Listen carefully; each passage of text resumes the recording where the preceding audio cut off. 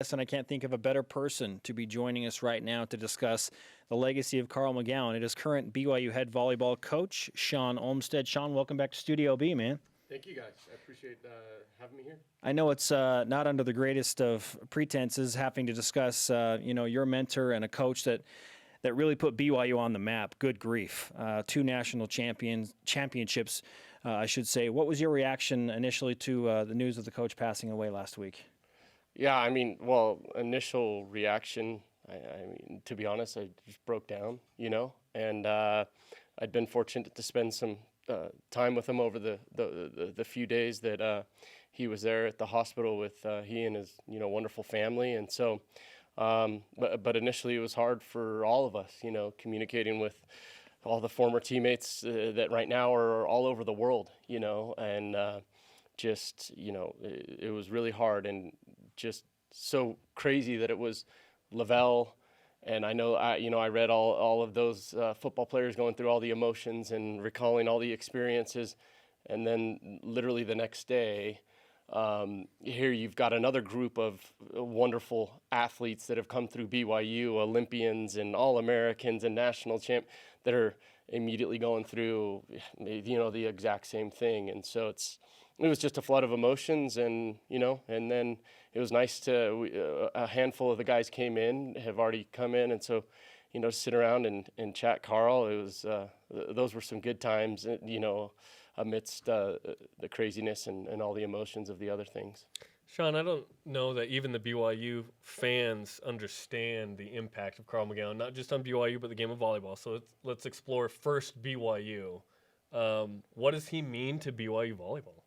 Well, he means everything to BYU volleyball. To BYU volleyball, BYU volleyball is Carl McGowan. What he did, this program from the start, going through the seasons of 2-26 was one of them, I think, and he'd always tell us, I hope you all have a 2-26 season, in your coaching career. And, please no, but just what he went through, and think of it. Look outside right now. He's competing against the schools in Southern California, up and down the coast, to bring those kids here, to build a program, to develop those kids. And so to BYU volleyball, he is everything. But then in the world, in the sport of volleyball, I don't think people understand the influence and the impact that Carl has had, and the outpouring of just the support and the people that have contacted us from around. That people are coming in from around the world.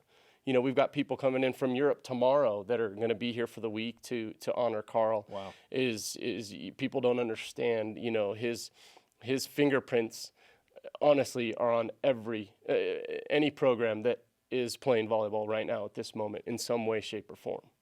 Shawn Olmstead with us, the head coach at BYU, talking about the legacy and life of Carl McGowan, the great volleyball coach who meant so much not just to BYU but to the sport overall. Everyone wants to talk about the accomplishments on the court, and notably because they are incredible. But what did he do for you in your life off the volleyball court? Yeah, the stuff on the court, I've said in a few things. Because of my position as the head coach now, I've been asked for quotes of this and that. I actually would rather shy away from that, but you don't want to bother Chris, who did a phenomenal job as the head coach here. Let's remember that and what he did, following in his own father's footsteps. But the most impactful lessons for me, honestly, were outside the court, were at the moments when Carl brought me over to his house and sat me there and in his kitchen that goes into the living room, and we sat and chatted about important things that were going on in my life at that time. And, because of Carl and his direction in those moments, those things were a lot more impactful to me than, I remember the volleyball and the teammates and this and that, but those moments, and every one of his players can probably say the same thing.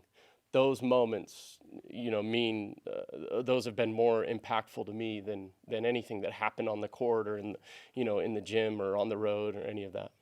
He was a master teacher, published at least 6 books, a bunch of journals, got his doctoral degree at Oregon.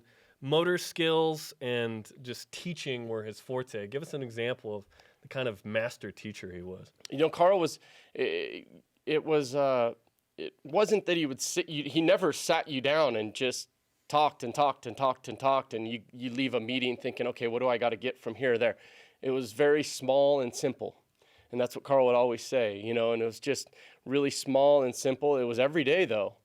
And pretty soon those things, all of a sudden you realize you've learned a ton over these simple, small things. And the way that he he changed completely how people were training, practicing, analyzing practice, completely. And he approached it from such a unique perspective I truly believe that's where he got the advantage on so many other teams that were, better athletes. I remember one quote where they said, "Hey, Carl, you got like 2 guys out of the top 50, national recruiting rankings." And he said, "Yeah, but UCLA got the other 40, and he brought those guys here. He trained a different way. He looked at the game a different way. And, that's for sure a mark of, what he did and how he was so successful." He was extremely set on what he felt he knew, too, which I loved. And my interactions and seeing him at practice were, if you don't do it the way that I'm telling you to do it, you'd be crazy to do otherwise. But that came from research and testing, and he had these crazy ideas like you get better by playing and things like that, right? Yeah, that's exactly that. Carl approached it kind of as a scientist, and like I said in my quote, the first quote I gave, it's Carl pushed us the only way that Carl could. Because I love the old guy, but I just. Darn you that you left us, because that's exactly what Carl would say, but he'd say it another way, and if there was no, okay, we can move things, or maybe we can try this or this. No, it's this way, or it's no other way. So you're good with it or you're not, And I remember probably the first meeting I had with Carl, to the extreme, it was, "Shawn, you suck at volleyball. You're no good. And you're not going to travel with us. You'll probably never play.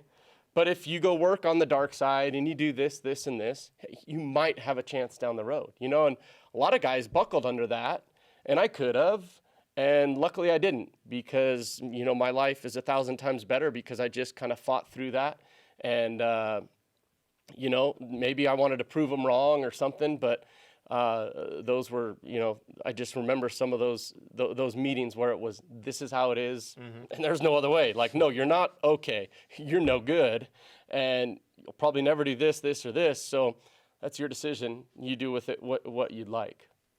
Now, a lot of people, like you said, might buckle under that type of pressure or a challenge from a coach. But for you to come back and win a national championship and play a prominent role on that team, how do you view your relationship and in a way what you owe to Carl McGowan for challenging you that way? Oh, everything, everything. But a lot of people did buckle because, maybe I was fortunate that my dad knew Carl. I've known Carl as long as I can remember. So their relationship started back at Church College of Hawaii when Carl was going to school and doing some activities out there. And so I that probably helped me with my parents, hey, this is how he is, just, beware, or, buckle down, get after it. And probably my upbringing a little, so I can credit my parents for that. But a lot of people buckled, and, over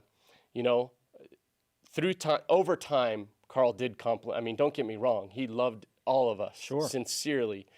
But as Jerem said, it was this or that. And it is what it is, and that's what he would always say, it is what it is. And so, absolutely, I credit everything, all that I am now is due to Carl and, what he's given me.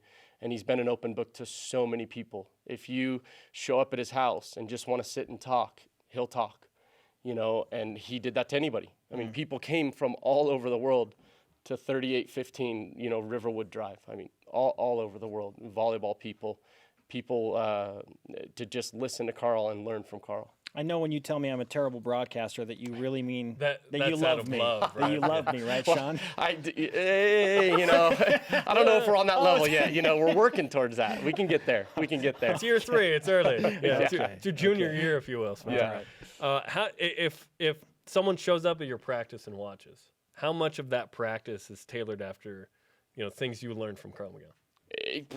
Probably everything. We had Rich Lamborn was in town, happened to be in town. Olympian libero. Olympian gold medalist. And the funniest story was Luca's introducing to the team, and he's like, "This is Rich Lamborn. He's a gold medalist." And Luca probably just didn't know how well the guys knew. Our guys are kind of young, and he's like, "Hey, Olympic gold medalist, not NORCECA." And I think Rich was like, "Yeah, I've won that too, I think I've won NORCECA if I've won." But Rich was there and stayed for our practice for a while just after visiting with Carl. And that was on Tuesday, I think first day of practice. And he just came down after and he's like, it just similar to all his practice. That's what he said, And so probably the vast majority, if not all of the activities we do are things that Luca and myself and even Jay, he played under Carl a little while Carl was helping, got from Carl over time. Not many people want to come into a situation like this and talk about their mentor, Shawn. So thanks, man. We appreciate you doing this. I appreciate it. He means the world to all of us, and his impact is profound. And I was walking in, he's probably would be giddy with excitement with the snow. As soon as the clouds clear, he could see a little better, and he gets up on the hill and be skiing down those slopes. Yeah.